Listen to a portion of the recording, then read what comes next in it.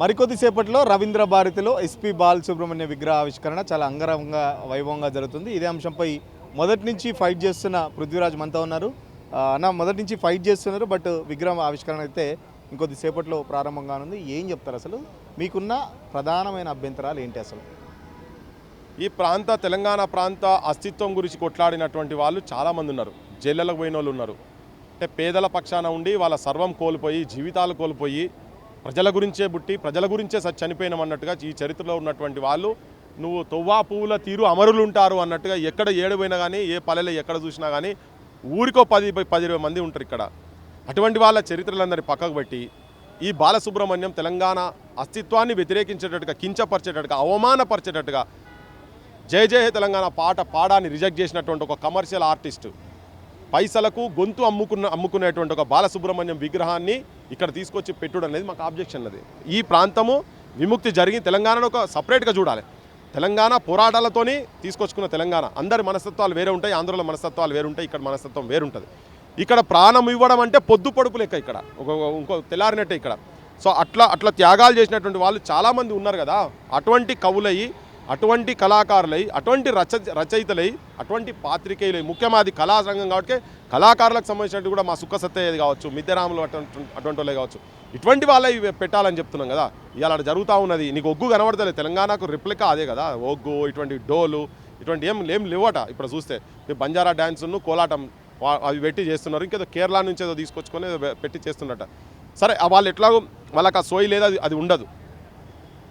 ఈ ప్రాంతంలో ఉన్నటువంటి వాళ్లకు ఈ రాష్ట్రం వచ్చిందంటే పరాయి పాలనలో కూడా మనకి అవమానం జరిగింది కాబట్టి ఇప్పుడు స్వపాలనలో కూడా అవమానం జరుగుతున్నదనే ఉద్దేశంతో మాట్లాడుతున్నాం.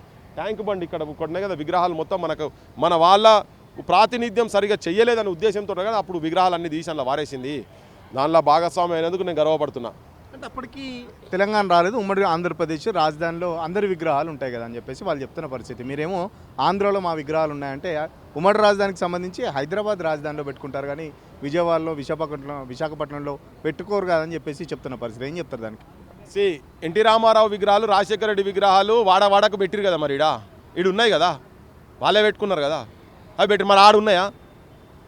అధికారికంగా ఇక్కడ పెట్టినప్పుడు మరి ఇప్పుడు మీ రాజధాని కదా, కలిసి ఉండాలనుకుంటారు కదా.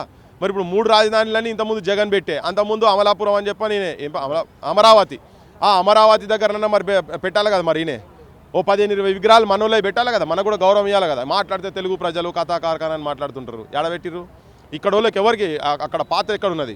వాళ్ళకందరికీ ఇక్కడ ఉన్నాయి కదా. ఇప్పుడు విగ్రహాలు ఇక్కడ ఎన్ని ఉన్నాయో అక్కడ అన్ని చూపించాలి కదా.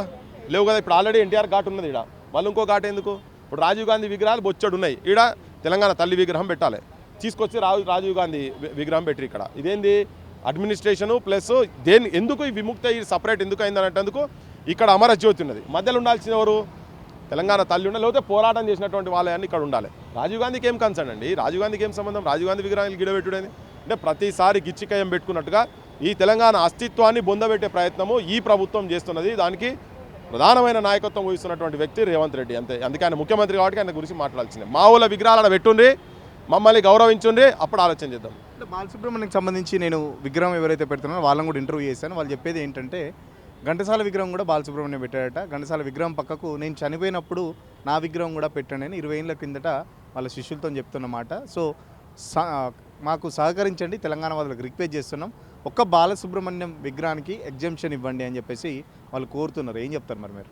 నా దగ్గర 100 లెటర్లు ఉన్నాయి. చనిపోయినటువంటి అమరులైనటువంటి వాళ్ళవి 100 లెటర్లు ఉన్నాయి. వాళ్ళు కూడా ఆఖరి కోరికలు ఈ అస్తిత్వాన్ని కాపాడమని చెప్పి ఆఖరి కోరికలు కోరుకున్న వాళ్ళు ఉన్నారు. మరి వాళ్ళని గౌరవించాలన్నా? ఈ ప్రాంతం గురించి, ఈ ప్రాంతం అస్తిత్వం గురించి, ఈ ప్రాంతం భవిష్యత్తు గురించి, ఈ ప్రాంతం పేదరికంకు వ్యతిరేకంగా అటువంటి దాని గురించి కొట్లాడినటువంటి వాళ్ళవి రాసి పెట్టిపోయి మరి ఎవరి షోలో చెప్పిండో మాకు ఎరకలే, కానీ చెప్పినా కానీ వినాల్సిన అవసరం లేదు. మాకు కూడా కోరికలు ఉంటాయి భయ్, మావి కూడా పెడతారా? మా నాన్న కూడా మాజీ మంత్రి, తనకు కూడా ఆఖరి కోరికలు ఉన్నాయి చెప్తే పెడతావా? నాకు ఇష్టం. ఇప్పుడు నేను చెప్తున్నా కదా, చనిపోయినటువంటి వాళ్ళ లెటర్లు ఉన్నాయి కదా, చనిపోయే ముందు మరణ వాంగ్మూలాలు ఇచ్చినవి కూడా ఉన్నాయి కదా, వాళ్ళు కూడా వాళ్ళ లెటర్లు ఉన్నాయి. మరి వాళ్ళ అన్ని పెడతారా? అన్ని పెట్టాలి కదా. మరి వాళ్ళ విగ్రహాలు కూడా పెట్టాలి. ఏదో ఈయనట చెప్పిండట, ఆయన చెప్పిండు కాబట్టి ఉండని అని ఎందుకు రవీంద్ర భారతి? అందుకే ఇప్పుడు గూడంజి అనేది వినిపించింది. అందుకే అదొక కల్చరల్ ఐకాన్. అంటే సాంస్కృతిక పెత్తనాన్ని తీసుకొచ్చి పెట్టేటువంటి ప్రయత్నంలో భాగంగానే వీళ్ళు తీసుకొచ్చి అక్కడ పెడుతున్నారు. ఎందుకు పెట్టాలి భయ్? దేనికి? ఏమంటున్నా, రామకృష్ణ విగ్రహం పెడితే మాకేం ప్రాబ్లం లేదు కదా. రామకృష్ణ పాట పాడిండు, ఆయన విగ్రహాలు మీరు ఆంధ్రాలో పెట్టనిస్తలేరు, మేము ఇక్కడ పెడతాం. మాకు తేడాలు ఏం లేవు. జాషువా విగ్రహాలు ఇటు ఉన్నాయి, శ్రీ విగ్రహాలు ఉన్నాయి. ఇంకా అరుణోదయ రామారావుది పెట్టండి, ఏంటన్నా పెడితే అరుణోదయ రామారావుది కూడా పెట్టండి. ప్రజల గురించి పనిచేసినటువంటి వాళ్ళు. ఈ కిరాయి గొంతులో గివిల గురించి మాట్లాడు ఇక్కడ, నాకు అర్థం కాదు. పైసల గురించి ఎవరికి ఏం చేసిండు? ఇప్పుడు గూడంజన ఫ్యామిలీ చూడండి ఎట్లున్నదో. అందశ్రీ ఫ్యామిలీ అయితే మనం చూసిండు కదా. ఈ ముఖ్యమంత్రి ఈయన మా అందశ్రీ పాడ మోసి ఈ సంస్కృతి సాహిత్యాన్ని బొందబెట్టిండు. బతుకుండంగా బొందబెడుతుండు. వీళ్ళందరూ ఆత్మలను బొందబెట్టే ప్రయత్నం చేస్తున్నాడు ముఖ్యమంత్రి. ఒక రకంగా అంటే మీరు ఇప్పుడు చెప్తుంటే నాకు గుర్తొచ్చింది, ఒకవైపు ఏమో అందశ్రీ పాడే మోసిన అని చెప్పేసి గొప్ప చెప్తున్న ముఖ్యమంత్రి, మరి అదే అందశ్రీ రాసిన పాటను పాడన్న బాలసుబ్రహ్మణ్యం విగ్రహానికి మళ్ళీ విగ్రహావిష్కరణ వస్తున్నాడు. ఎట్లా వస్తున్నారు దానికి సంబంధించి? అది డ్రామా.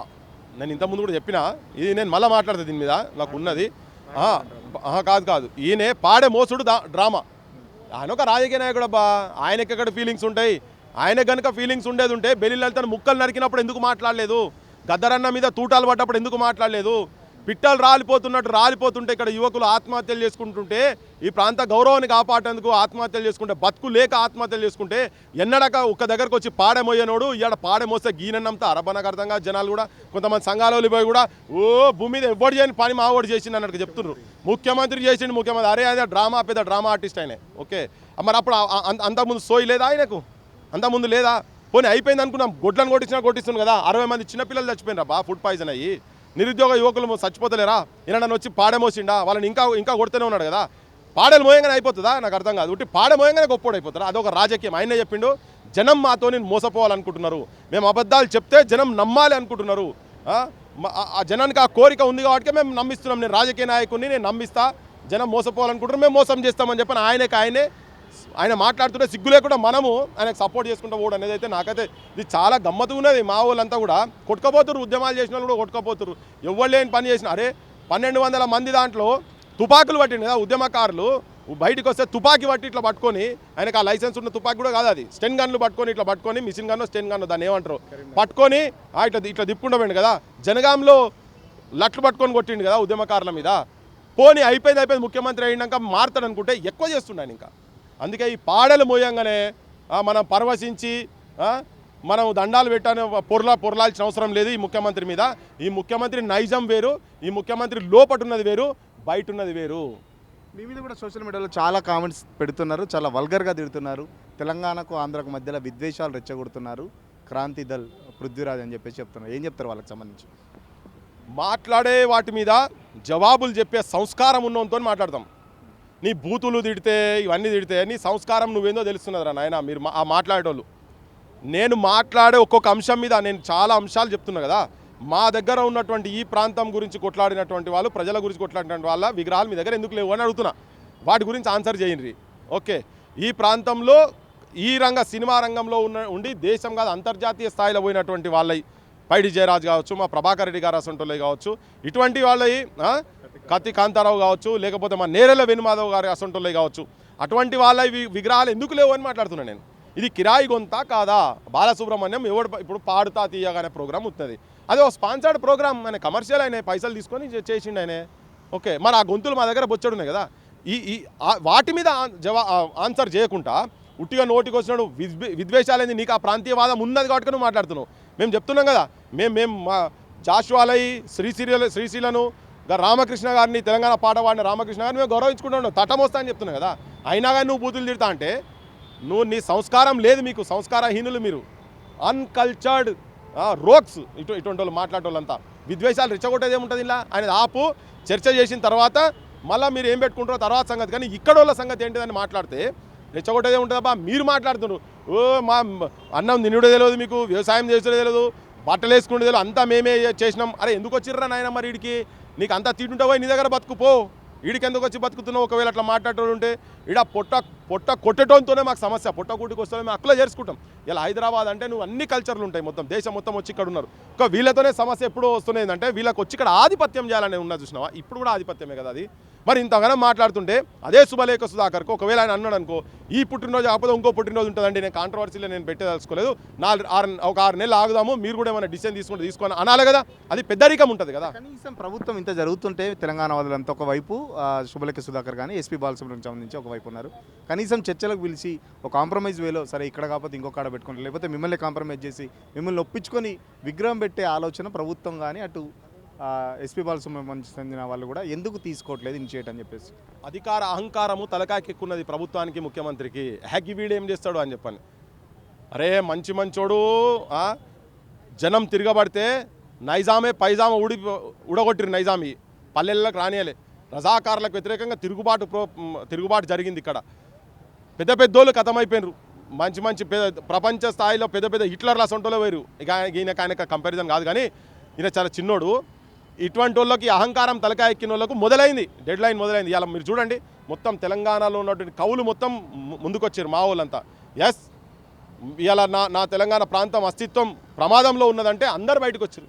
మా జయదీర్ తిరుమలరావు సార్ అసంటోళ్ళు వీళ్ళంతా. అరే మా తిరుమలరావు సారు ఒక 45-50 ఏళ్ళ నుంచి ఈ ఆదివాసీ కల్చరు, తెలంగాణ కల్చరు, ఇవన్నీ మొత్తం వీటన్నిటినీ ఒక్క దగ్గర తీసుకొచ్చి అసలు మన జీవన విధానం ఎట్లా ఉండే ఏందనేది వాటన్నిటిని పట్టుకొని తీసుకొస్తే గవాళ్ళకు ఇంత జాగిచ్చి ఎక్కడన్నా పెట్టేటువంటి పని చేస్తున్నాడు. కానీ ఈ జీవో ఇచ్చడానికి మాత్రం ఈయన ముంగడికి వస్తున్నాడు.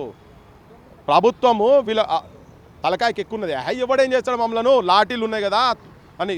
ఈ నేల లాఠీలకు తూటాలకు ఎదురొడ్డిన నేల ఇది. ఈ గడ్డలో పుట్టినాం కాబట్టి మాకు ఆ పౌరుషం ఉంటుంది, రోషం ఉంటుంది, ఆత్మాభిమానం ఉంటుంది కాబట్టి మాట్లాడుతున్నాం, ఆత్మసాక్షిగా మాట్లాడుతున్నాం ఇలా. సో ఆయన చేసినంత మాత్రం జనం అబ్జర్వ్ చేస్తలేరా? అట్లే అనుకున్నారు ఇన్ని రోజులు, ఆంధ్రోళ్ళు అట్లే అనుకున్నారు కదా. వాళ్ళు మెజారిటీ ఉండే, ధనబలం ఉండే, క్యాపిటలిస్టులు ఉండే.